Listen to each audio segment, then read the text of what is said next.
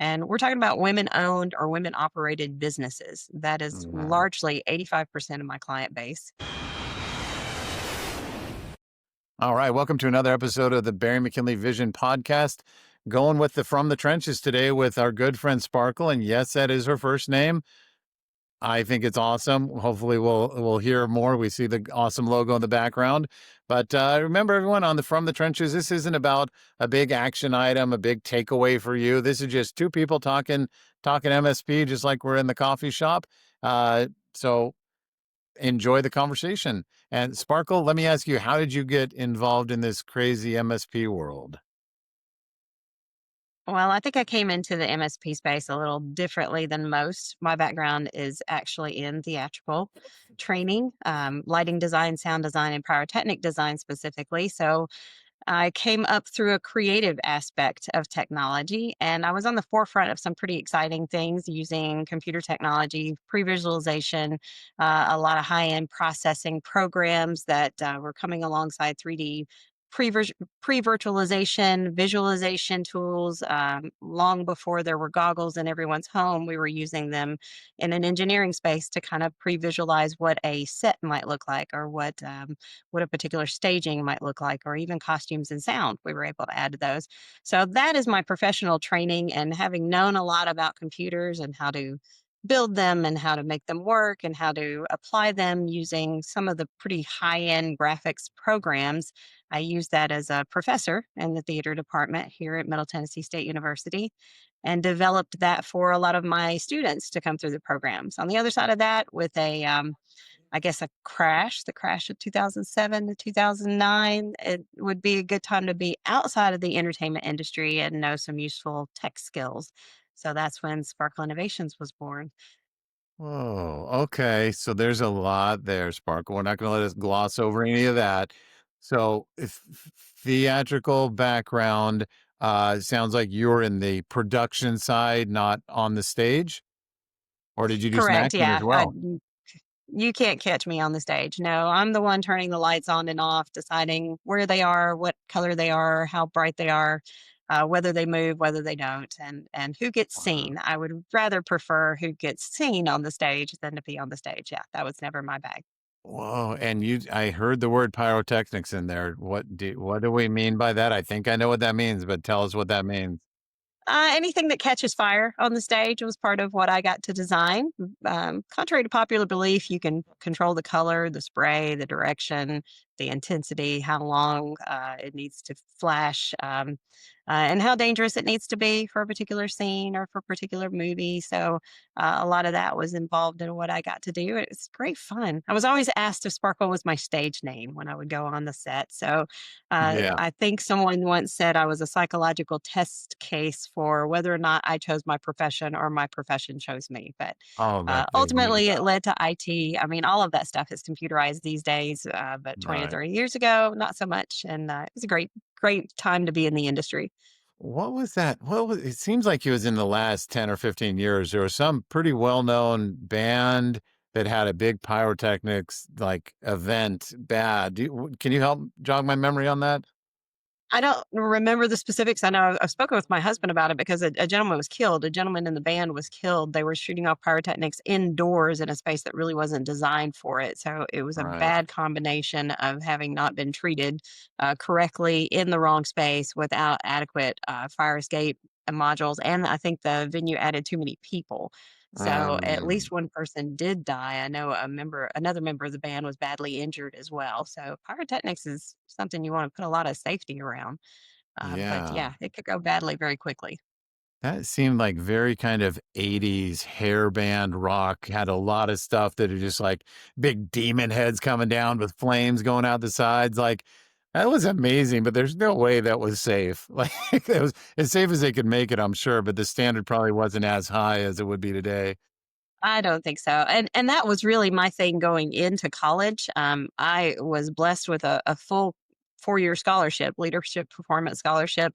And when they send you to the career counselor, and the first thing you tell them is you want to do pyrotechnics for a living, That lady looked at me like I had two heads, and the first thing she said is, "We don't have a major for you. Like I don't even know where to put you."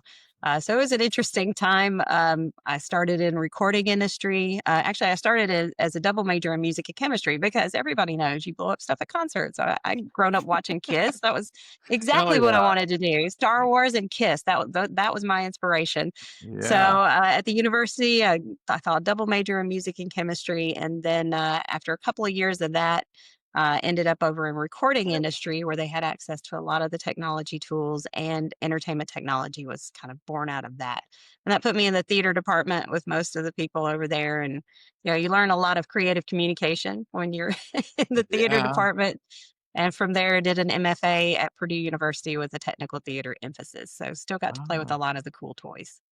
That's awesome. I have my oldest son was in a lot of theater, community theater, school, and so kind of just by being in the audience, kind of got to appreciate, because the acting was dog shit, of course, at that level. So got to see a soundboard and see this and see that, and so that was always kind of fun. And then my younger boy is he's in comedy theater. That's his minor. So he's has a lot of fun kind of going to different venues around Los Angeles, and we get to go to fun stuff, and it's like, oh, this is a real craft what people do to make this thing look good. It's cool.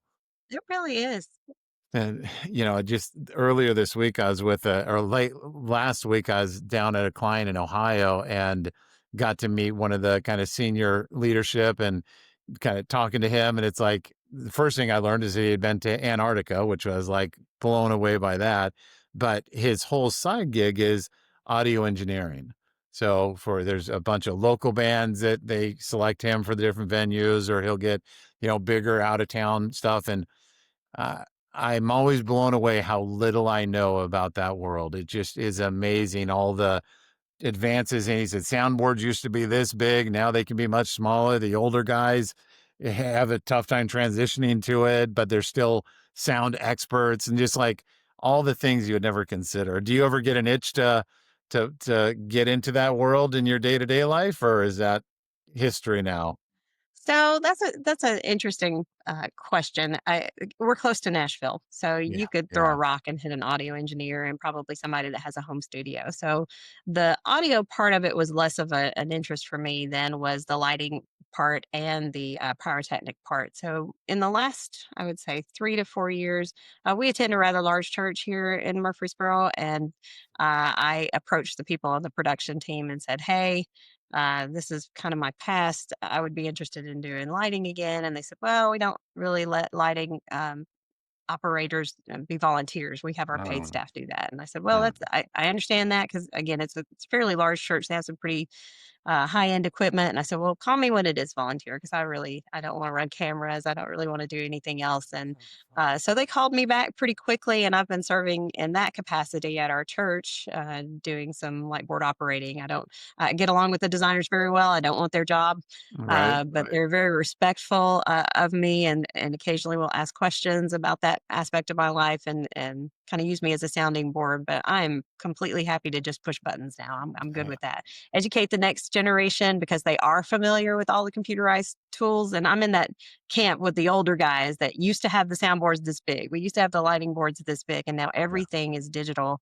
And I had told someone on Sunday, it used to take me about 3 pages of calculus to figure out what fixture to put at what distance with what lamp with what color so that it could be a particular intensity when it came on, it's on stage at that particular moment. And now they program it all into a model, and it spits out all the information instantly. So it has come a long way, but Oh, yeah. I have enough involvement to scratch that itch. I don't really want to go back into the entertainment industry. Well, it is awesome, just having our little podcast here and doing video. It's like my brain is not programmed for anything technology. Uh, I try to get something a little better all the time, but like I've got my lighting set up. I had a guy come over and say, "Oh, put that light there and this light there." And I'm like, "All right, cool." I don't remember what he said. So if it moved, I move it back. And then you get on with somebody who's really into it for their own podcast. It's like, your lighting looks perfect. Like, what is it? Like just that there's so much to it that you're not going to stumble your way into getting it right. It's That's got to be true. a professional, I think. You're not going to luck into it, especially when there's 2 pages of calculus that went into somebody's formula. So, I enjoyed that part though, and I enjoyed teaching that part. yeah, I'm sure the students would rather have it the way it is now, but sure. I don't. As with all things technology, I tend to geek out, and so that was just another aspect of the technical part of being creative that allowed me to geek out. And it was numbers, and you could get it wrong, and it could significantly mess things up. But in the end, just like tech, you just kind of wing it, That's make it right. work. That's right. Now, were you doing all of this kind of technology training around sound and lighting and pyrotechnics? Was this in the early 2000s? Was this in the 90s? When were you going through that training? Well, now you're asking me to date myself. So Well, we'll keep it somewhat vague. So I guess I did it professionally from the mid '90s until the early 2000s. Mhm. And like I said, the crash around 2007 to 2009 kind of saw a need for me to utilize the technology part of my brain and less of the creative part. Mm, But anybody that's ever been in business for themselves knows that's a two-way street. You yes, it can't just is. be technical That's and be a right. business owner. It's not for the faint of heart. So some of that technology and some of the creative communication came in very handy when I start talking with business owners. They're not IT people.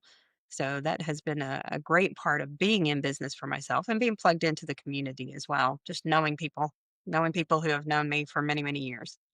Well, so here's my question. When I picture the 90s and 2000s, and I think, entertainment and production, I picture a guy with a hipster beard and a Leonard Skinner t-shirt on and, pack of Marlboros.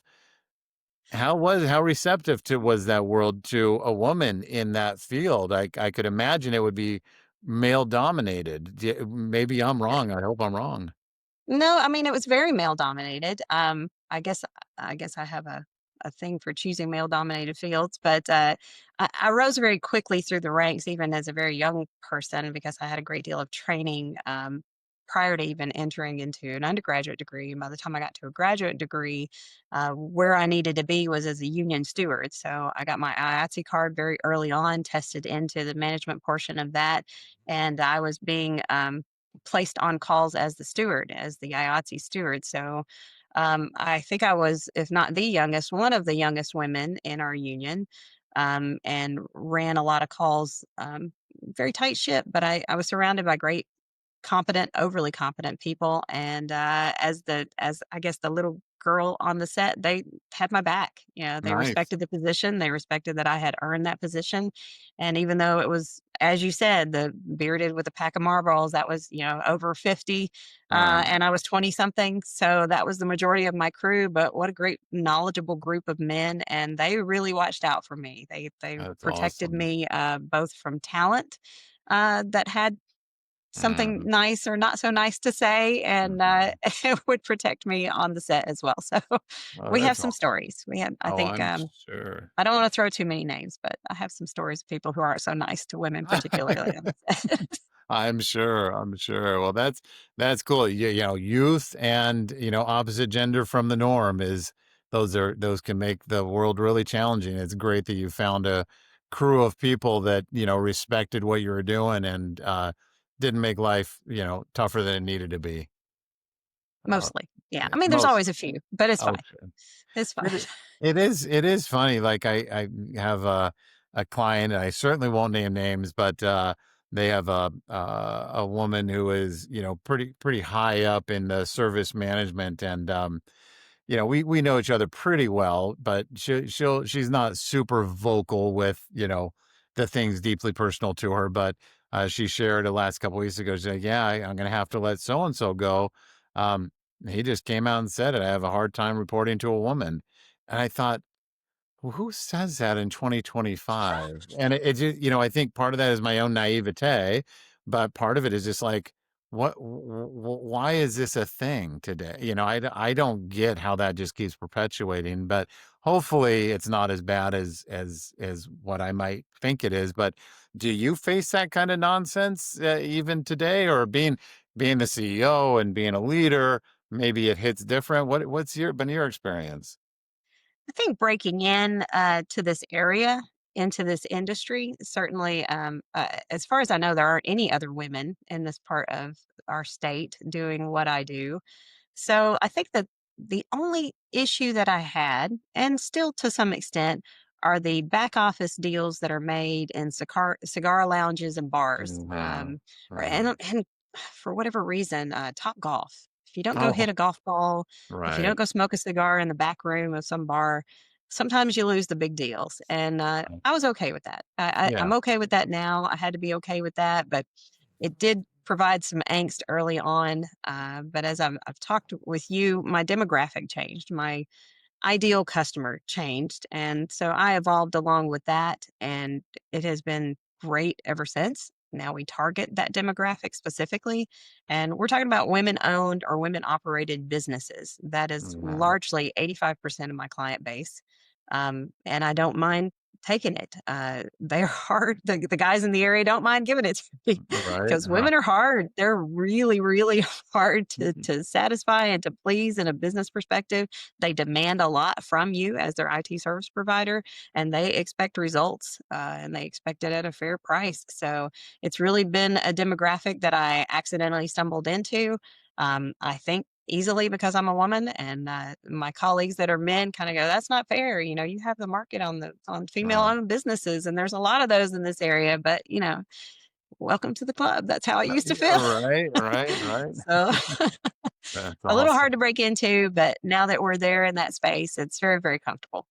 Oh, that's outstanding. And you mentioned that do you think you've noticed a difference in a woman owned or operated business than a male owned operated business as an MSP client? You can kind of see some differences in style or their demands of you Know as that an I can MSP? blanket. Yeah, I No, can't really no. blanket that statement and say Mm, women-owned businesses operate one way or another. I can say that they want to get and I'm sure this would be true of any business owner, the most bang for your buck, least uh-huh. amount of money. But owned businesses, women CEOs particularly don't have a problem telling a woman-owned ISP or sorry, IT service provider what they expect, and they're very direct about it. And I think they might not be as direct with a man. Okay. They might kind of dance around it a little bit more, but they have Mm, no issue calling our office because our entire administrative staff is women. They can either get me or any of our office staff and tell them exactly what they think and exactly what they expect. And they don't seem to have a problem with that. My guys are nicer. My male-owned businesses, they're actually nicer. sure, sure. Well, it's nice that you get that opportunity to be a vendor that they don't have to, overthink their communication and, kind of hedge against some other, variable that they would normally be faced with. Now, maybe a little too blunt sometimes, I suppose, but they know that we don't have to kind of think about how to poise this. We can just be super direct with Sparkle and her team. Ch They are very direct. And a lot of times I think they're comfortable not knowing the technology words to say. yes, And I think that probably is the biggest difference. We make it a point to not speak geek speak to any of our clients and just try and hear the human aspect of what they're saying. And instead of regurgitating it in a way a lot of my male colleagues might, we translate that back to them into the things that they're looking for. And in our own notes, we use the right. technology terms and the geek speak. So we found that if you don't speak it, uh, as often as maybe you would, as often Mhm. as we have heard it in other colleagues and other companies in our area, then the customer tends to be a little bit happier. Unless you're targeting a specific vertical and you need to speak their vernacular, there's really just no reason to speak Right. outside of it. And it's not that you're talking down to anyone. There's things you just don't need to say.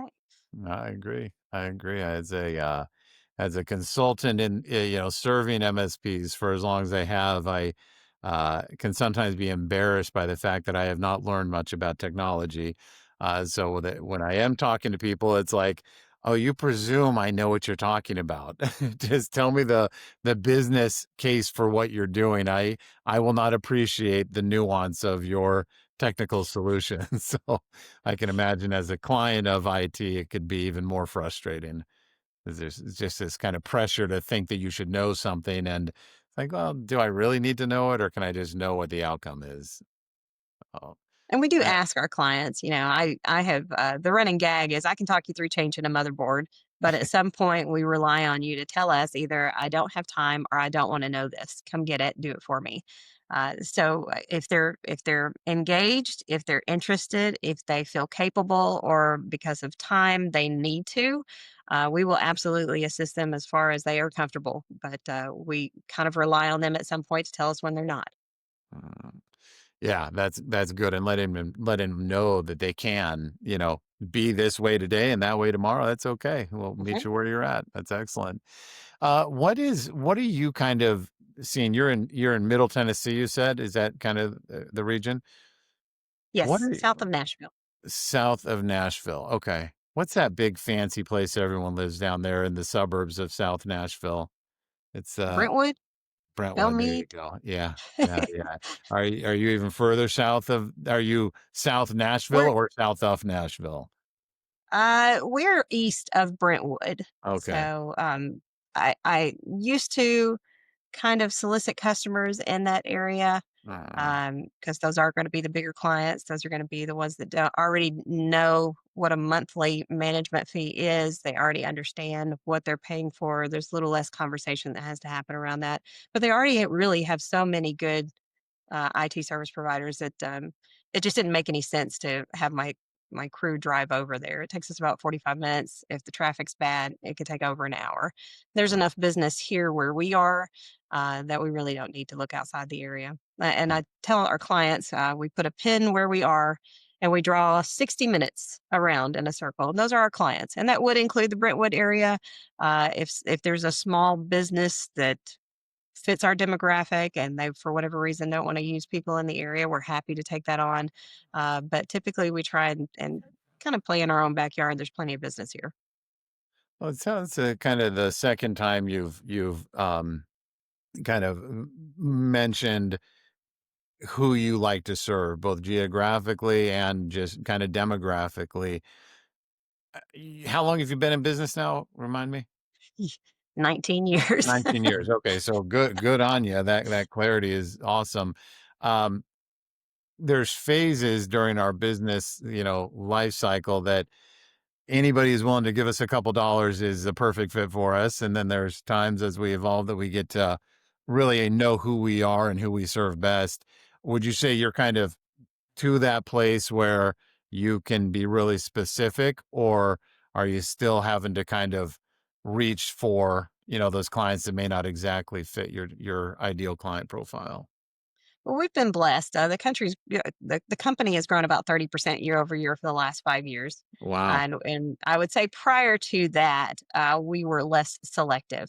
Okay. But we started as a break fix company. We still have more break fix than I would like, but when you've been around for 20 years and you have legacy clients who now have their children call you and their children's companies call you, um, those are hard ones to turn down. So we still have some break fix clients more than I would rather, but those are ones that we will help for as long as we can. So yes, we've been able to be selective, and I have a great working relationship with business owner operators who do what I Mhm. do in the area. We actually have a monthly meeting. We get together for lunch. It's tomorrow, and we talk about just the challenges we have around being smaller business owner operator type companies in this part of Tennessee. But if there is a client that reaches out to me that's for whatever reason not a good fit for me, I know I can hand them off to someone that I trust. And we don't give referral fees, we don't pay each other back. It's just a courtesy to make sure that the business gets the service that they need. And it comes back around. It's a giver's gain philosophy. There might be a tool that we need. I might need to go on vacation and have one of them step in on my behalf for a job. So it really has just worked out to be very, very beneficial for the last several years. So it's good to have that Nice. working relationship. And I find that very, very unique in IT, especially.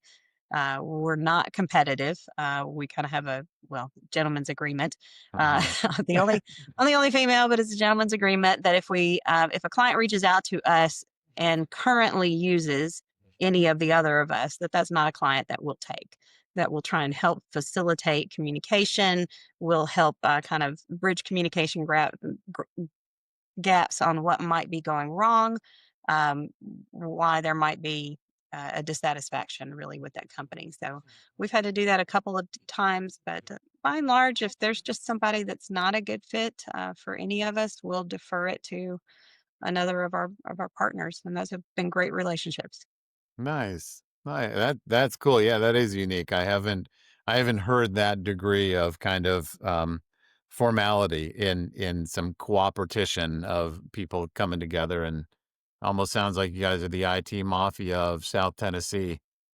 That's what they joke. They keep Yeah. saying we need to join forces. I think 2 out of the 4 want to join up and kinda Um, create, we could own all of Middle Tennessee, and the other 2 are like, "No, I kinda like where I'm at." So, yeah. this is our relationship for now. It might evolve, it might change, but we're all happy with it for now. And what are you, having been in business as long as you have, what are you kind of shooting for? Are you trying to get to this big 100 employee organization and sell to private equity in 5 years? Are you trying to, just maintain an awesome life and just kind of let the business do what the business does? Where are you on that continuum? That's a good question too. I've struggled with whether it's the number of endpoints that we manage, the number of customers that we manage. I know when I spoke with you before, it's about managing what we have effectively and being approachable and being accessible to the clients that we do have. At some point, there will be some uncomfortability in us not effectively managing the clients like we want to and growing. And I'm trying to stay ahead of that curve. It's important to me that my clients know the people on my staff, myself and the people on my staff. We're all local, we're all approachable. They'll see us at church, they'll see us at the grocery store, they'll see us at school events. I want them to recognize us in the community, and we know who they are as well. I think the biggest travesty. That I've seen more recently is that a friend of mine whose company will be moving over to our company was sitting at a networking event next to the owner of her IT service provider company, and he did not know who she was. Even after she Mm, introduced herself and used her company's name, he had um, no clue who she was. I never want to get to that point. So I um, don't necessarily have a 5 or 10 year goal, not even a financial goal that to me would be the pinnacle of what we want to do. As long as we can effectively grow and maintain those relationships, I want to keep trying to grow and see where it takes us. But yeah. I love it. I'm having so much fun, and really, just loving the connections that we make, that we're able to provide a service that's useful to businesses. It's very, very rewarding. Oh, there's no doubt about it. There's no doubt about it. That's so does that I won't put words in your mouth, but it'll sound like I am. It'll make a great clip if we take this part. So does that mean, Sparkle, you're against having goals? I doubt Oh, that's the no. truth. No, no, no. I love having goals. I love them to be a little bit more open-ended. I know, SMART goals are something my business coach always talks to me about. You need to have attainable, and I have, all around my desk, I have a Post-it note goal that gives me a number of endpoints. I have another Post-it note that gives me a number of customers, but really, we really want to curate the client base that we have. So, as long as we are being very selective and we are choosing the right kind of client, the right kind of client, not just the number of endpoints they bring with us, not just monthly recurring revenue, those are factors for sure. But if it's the right kind of client, then that relationship will bring with it future relationships and offshoot relationships and different branch relationships. And it tends to grow itself. And every time I try to do it numerically by the book, I'm kind of reminded that these things happen more organically. Uh, So I'm not against goals at all. I have them as places for me to attain, things for me to reach for. But certainly, it's more important to our company to have the right kind of client and to have the right kind of relationship with them. yeah, hell yeah. And what are you, again, having been in the industry and technology as, for as long as you have, what are you seeing your clients like? What's the next technology milestone that you're seeing them begin to put some pressure on you or put some pressure on themselves? What are you seeing them getting more interested in as technology is moving even faster than ever before? So thankfully, it's security. Uh-huh. On the other side of COVID, there's a lot of conversations around security and the need for firewalls and other types of security that we don't really have to teach anymore. They understand the verbiage, they understand what the terms mean, and we're just looking to help them in that space. The other one is AI. Uh, And boy, are we playing catch up. Everyone's proprietary software utilizes AI, including our own. Our own IT tools have been using AI to some extent for some time. So trying to both understand, get on top of, and get ahead of what the next AI thing might bring with it from an IT perspective, and education, just educating the client that we are trying to use the best tools with the best technology. And I think future proof is just a term we're not going to be able to use anymore. AI is taking things way, way too fast. But all the ways that we can use AI for good, a bad actor could use it for bad. So trying to understand it, have it be very useful to them in their business, have it make them more efficient, have it streamline their operations effectively and making them more productive overall, but also making it so that somebody can't use it as a means to get into their organization and start stealing data. you mentioned, what, kind of the trends are in security and AI is what you're seeing. And that I think that's probably exactly spot on what most people would say and are right to say. But it really bums me out too. It's kind of like having like a really awesome four-wheel drive vehicle. And it's like, all right, what are you excited to do with this? Make sure it doesn't break down and maybe go on some adventures. Where it's like it's such a bummer that this security component, there's nothing fun about it. What does it do? It's like, oh, cool. Somebody is going to have a harder time doing something bad to us. Like that was never the goal of IT, but it's the table stakes. It's taking money out of your client's pocket, resources out of what your people need to learn how to do.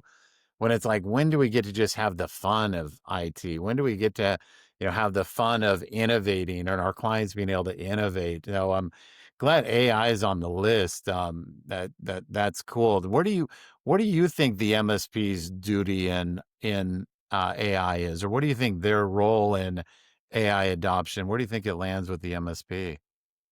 Well, I mean, obviously, it's infused in all of our tools, but Mhm. having an understanding of what it is and what it can be. I think the next hottest thing now that prompting, if you're a prompter, you could probably get a job right now. But I think maybe even less than a year from now, the job is going to be in the people who know how to program uh, agentic AI, because we don't just have the AI components that you prompt AI. I guess there's two names that I can't think of it. The prompting of AI and the agentic AI. The people who can create those AI connectors and have them solve problems for the client. I see that rolling into an MSP space. Yeah. Those people, if not already on staff, will be on staff because those will be the people that your clients call and say, I would like something that can do this and can take this and can read this sentiment and produce this result. And if you have that person already integrated into your staff, into your service desk personnel, that's going to put you, I think, worlds above where traditional or maybe existing MSPs are right now. I don't know how deep your knowledge is, but I'm gonna ask the question because I want to learn more. So I heard somebody use the word prompt engineering. I've heard you now say somebody who can, prompting. Can you tell me more about what that means in the context you're saying it? Well, the AIs that everybody's familiar with now, the Chat GPTs, some of the perplexities, you give it a prompt, it responds with an answer. Agentic AIs are essentially they're bots. They're AI agents that you can deploy to a machine or to a program. They don't stop, they don't sleep, they run continuously, performing a task that you've asked them to do. Mm. So the potential of that to meet a need is very, very high. And we usually when we meet with our clients, say, what are the top three things that you do most often that you do repetitively that you wish you didn't have to do? And if it's something that can be solved by AI in any component, then we can look into ways to help them do that. We don't have the person on staff yet that can create that, but we have friends, we have colleagues, we have other businesses that we kind of outsource that part to and kind of bring it under the umbrella of Sparkle Innovations. And ultimately, it's a service to the client. The client needs Yeah. a technology need, and we have sold ourselves as the technology solution. So, Right. in putting that forward to the client, that means the client can ask you any question about Yeah. technology, and a lot of times now that includes AI. So, if we can provide that service for them, then we've gone above and beyond where the next IT service provider can go. Right. That kind of maybe 10, 15 years ago when my observation was when kind of the SaaS application world just exploded where your clients have more and more tools that can be tied together. That, as I remember having some conversation with MSP owners back then saying, well, what's your role in this? This guy wants to get this tool and this tool talking together. What's your role in this? And I think, over a few years, they just kind of said, well, it'll be a move out or a change. We have to try to we have to figure it out. I didn't have that conversation with 1,000 people, just half a dozen, maybe a dozen people. And I never got an answer that I was really inspired by. And these MSPs did what MSPs do. When you think about this wave of, having to know words like agentic AI and prompting and understanding what all that means, what's going to be the MSP's home in that? Is it just going to be if they ask, we'll do our level best to help? Do we need to come up with offerings around it? What is it, just more project work? What have you had the opportunity to think about that much? I haven't really given it a lot of thought. It has been project oriented to this point. Yeah. The client asks for a need, or we see a need in house. Who do we know? What do we use? What tools are in place?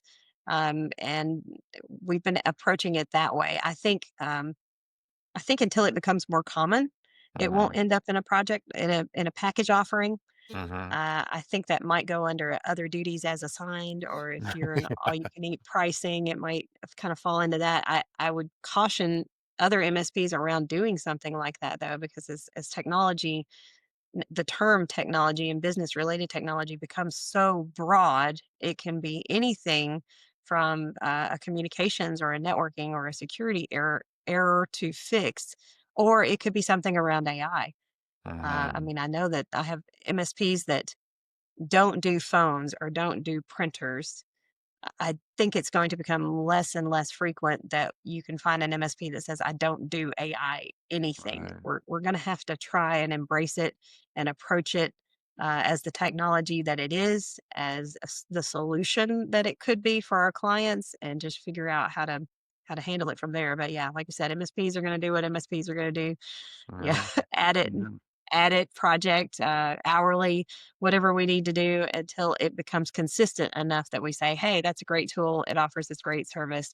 We're going to rope that into one of our packages. Yeah, it's gonna be interesting. I think you'll clearly remember like what 2012, 2013, the MSSP word started getting developed and fine-tuned as to what that meant. And then you saw, a few MSPs that said, hey, we're going all in MSSP. We're gonna leave the network support to someone else, or, and then eventually, now every MSP kind of has to play the role of the MSSP, or someone else might come in and get it.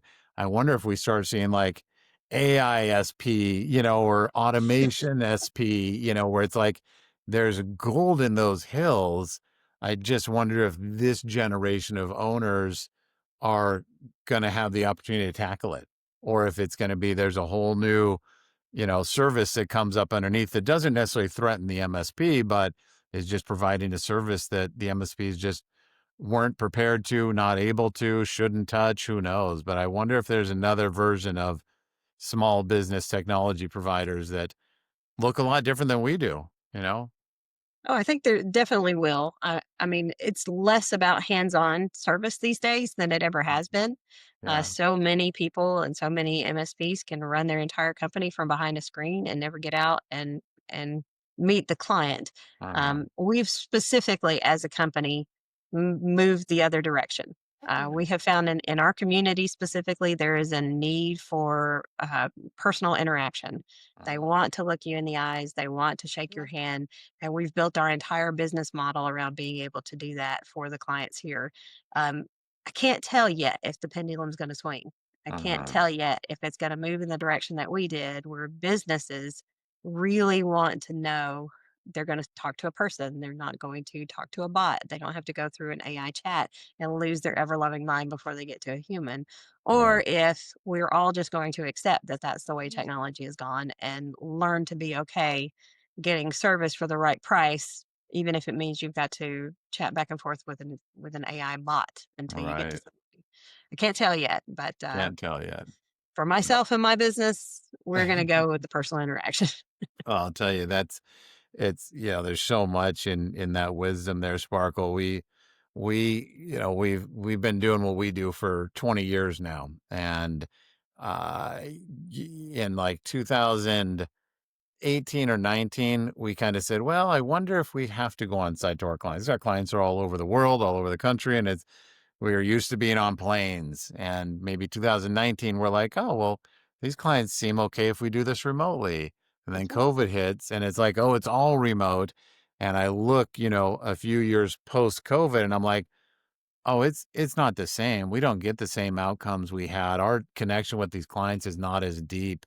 They probably appreciate not having the large expense of us coming out to them, but that trade-off, just that math is not mathin', in my opinion. So I think you're definitely onto something with that personal touch. Now, I think the challenge is, do you have anything interesting to say? When you get on site, is it, well, yeah, I'm here. I'm going to fix your computer while sitting at your desk. Okay, big deal. But does leadership, do the sales, do the people like yourself, do you have interesting things to say with your clients when you're on site? I think that's such a challenge for many MSPs. It's, well, we try to do these quarterly reviews, but the clients won't meet with us. Well, yeah, no shit. You're boring. You're presenting boring things to them. What's the right conversation? So I wonder how you kind of tackle that. You want to be on site, you want to be with them. How do you keep that interesting? How do you keep their attention? Well, it may come as a surprise, but I've never had a problem talking to people. So Fair. that's Yeah. always been easy. The clients come to us because they've been referred. Mhm. It is seldom to never that we get a cold call that we've either made or that the client initiates. Um, Having not known someone who already uses our services or having not met one of us in the community. We're very, Mhm. very big on our community outreach. Because of that, there's rarely a place or a time where we don't have something to talk about. What we have in common is the community. What we have in common is that we're small to medium businesses making our community thrive. What we have in common is a love for the local sports team tied to our university. What we have in common is, the latest news about whatever drama might be going on with our police department or our schools or our city government.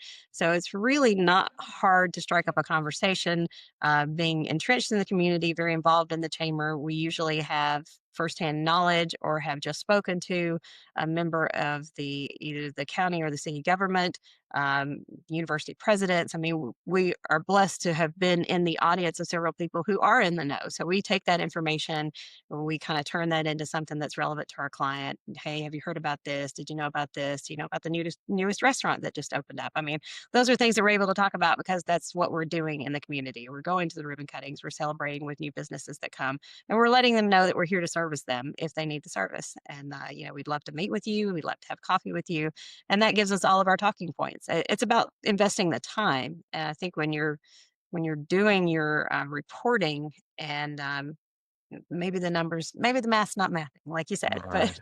those personal relationships, the husbands, the wives, the anniversaries, the kids, the dogs, whatever the case may be, those are things that end up in our notes. All the people who are customer facing on our staff are really, really good conversationalists. So we don't have a problem with that at all. Oh, that's good. It's I say this all the time, but whenever I'm thinking about a topic like you and I are having right now, I got this kind of movie running through my head of just scrolling faces and logos of clients in the past, and I'm really kind of checking out in this case, like those clients that I've met, those MSPs who are deeply tied to their community. versus those that, they don't at least tell me they're deeply tied to the community. And it is two very different types of experiences, neither one worse or better than the other, but those that are really tied to the community, if they say it, they mean it. They are at the ribbon cuttings. They're at all the things that personally I would hate to do, but someone else should very, rightly love to do it. But I think there's so much to be said in that, and I think you think of like a quarterly business review or a technology business review. It's a lot of times we see MSPs really overthink that. And they kind of treat it like a calculus problem of what should I show them? And they get really in their heads about how to create value. And they're usually kind of looking in that area of the reporting and the technology. I might predict that you don't burden yourself with that kind of path. It's like, I'm going to go see them. And I kind of know what's going on in their business, but I'm here to just chat with them and see what's happening and how we can serve them. It seems very different. I would predict it's very different. It's very much a touch point for us. I mean, Yeah. we'll send out the email quarterly and say, "Hey, it's time for your quarterly business review. Do you have anything you want to have a conversation with?" And to your point, I would say 90% of them come back and go, "No, we're all good. It's great to hear from you. How was your Mhm. vacation? And how was your cat that you took to the vet?" There's always some type of interaction, but it's rare that I would not have in that last quarter seen or interacted with that client anyway.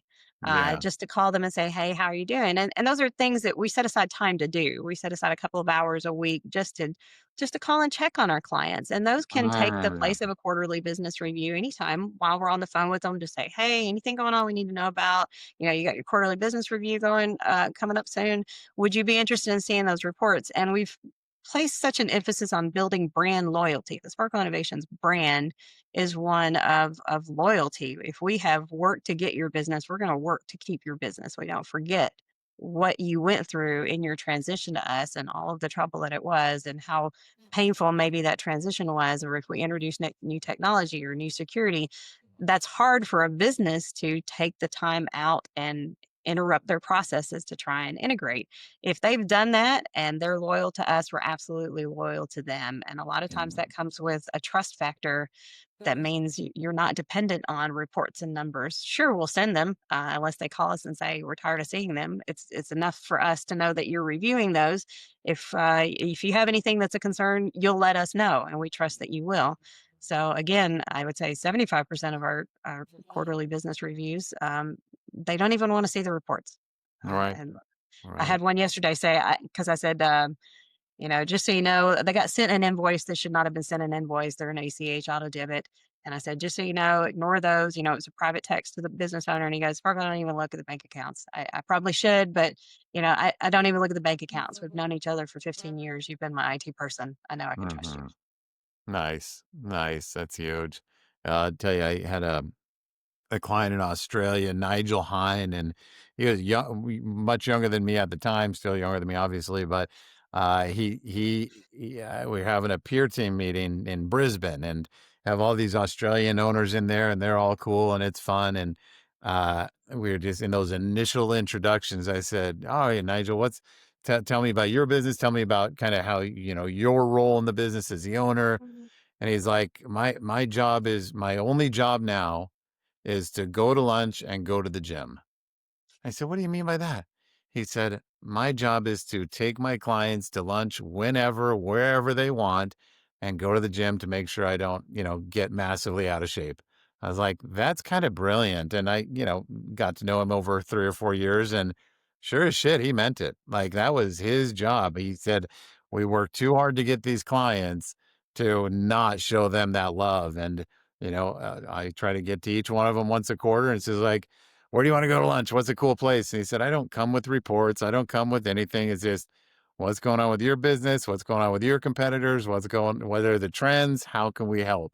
And I just thought that was so brilliant. And I have to kind of reality check myself when I can get drug into the rabbit hole of a client wanting to really fine tune what this graph should look like, or should we include this or not. And it's like, wait a minute, hold on. Let's let them tell us. Just go meet with them. When was the last time you met them? "Well, I've been trying to get them to do it forever and they just won't." Well, let's try another approach, because that graph or that bar chart is not going to be the difference here. So sounds like that is part of your DNA over at Sparkle already.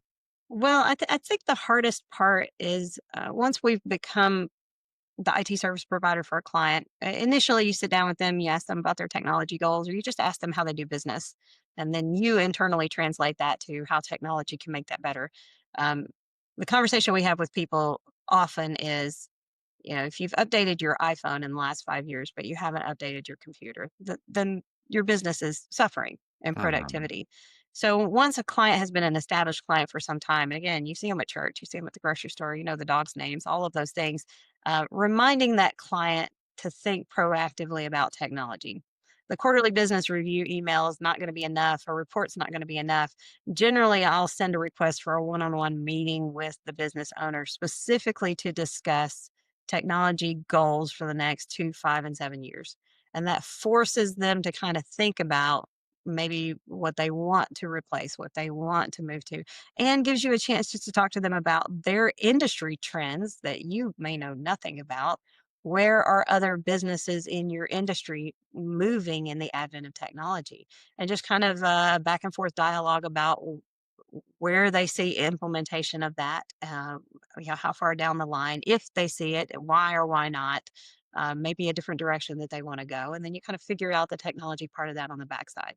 So that's been the challenge, I think, is continuing to have those loyal clients think proactively. Give me your two, five, Mhm. 7 year goals. And because quite a few of our clients are nonprofits, um, they actually do budget better than those other small businesses because they have to have the next year's budget by October of the year before. So when we're Right. doing turnover and hardware purchases and things like that, they think about it a little bit more often than a lot of our other businesses. So just keeping them on top of it, I'd say, is the challenge in the demographic that we're in. Oh yeah. Yeah, no doubt. As a small business myself and we have an MSP and I'm kind of an MSP's worst nightmare because I don't replace my iPhone and I don't replace my laptop and it's tough but I always appreciate, they gonna come and talk to me and it usually takes getting hit over the head by them to say, here is your piece of shit laptop. Here's a new one.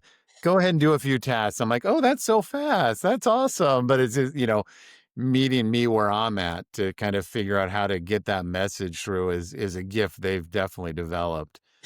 And as such, we budget a little better every year and I'm not as resistant because I hate buying technology. But, Everybody does. right? No business, with the exception of very few, Yeah. almost no small businesses will allocate recurring funds on a yearly basis for new technology. So if Right. you're not an MSP and we don't write new technology into our packaging, we do life cycle management. We do let them know, hey, here's how this is going to roll out. You're going to have to buy 5 to 10 machines every year in order to keep your technology up to date. We do let them know that, but getting them to say yes is Right. a little harder as well. So we have Oh, those I'm hard sure. conversations, but yeah, every time they say it's slow, well, speed is relative. Can you Mhm. make it faster? No, it's 14 years old. There's Right. only so much I can do, right? So, kind of to your point, time is money. You can either spend it now and be more productive with a faster computer, or you can continue to start up your computer, go get a cup of coffee, and hope that it's ready by the time you come back. I mean, either way, it's going to cost money. It's either gonna Yeah, be time and frustration or a new piece of hardware. So that's those are right. conversations we have often. Oh, I'll bet. I'll bet you do. Well, Sparkle, I've loved the conversation. Let me ask you this: if you could kind of be able to talk to Sparkle, the business owner in 2020, and give that person a piece of advice for that moment in time, what would you go back and say? Don't do that, or definitely do this, or stop doing, thinking about it that way. Is there something that comes to mind as the kind of the golden nugget you could drop on yourself 5, 6 years ago? If I'd have known 5 or 6 years ago that I could successfully target and reach, the demographic we're in now, the women-owned, women-operated businesses, Mm, uh, I think it would probably be 5 to 10 times larger than it is now. is that Our right? client database would be, and Wow. we're growing steadily, but it takes some time once you've discovered where your niche is to also discover how to reach that niche most effectively. So just knowing the answer doesn't really mean the business is going to start coming. You have Yeah. to effectively target and then go after that demographic. So it would have been good 5 years ago to be told, hey, you're going to do this over the next 2 or 3 years anyway. But if you do this right now, then it's Uh, just like investment funds. You would have seen it grow a lot more about where we outs are right now. But it's out good. We are where we are, and Yeah, hell yeah. business is heating up, and businesses the money's flowing a little bit more easily right now. So we're riding that wave along with the businesses, and they're more open to spending money on technology now. Awesome. Awesome. Sparkle, just a pleasure. Thank you for coming on the podcast. And I'm sure people are going to have some fun things that they pick up from this conversation. Where can people find you all? We are at sparkleinnovations.com. We are in Middle Tennessee, so sparkle at sparkleinnovations.com or on the web. Outstanding. Thank you, Sparkle. Bye. Thank you. Bye bye.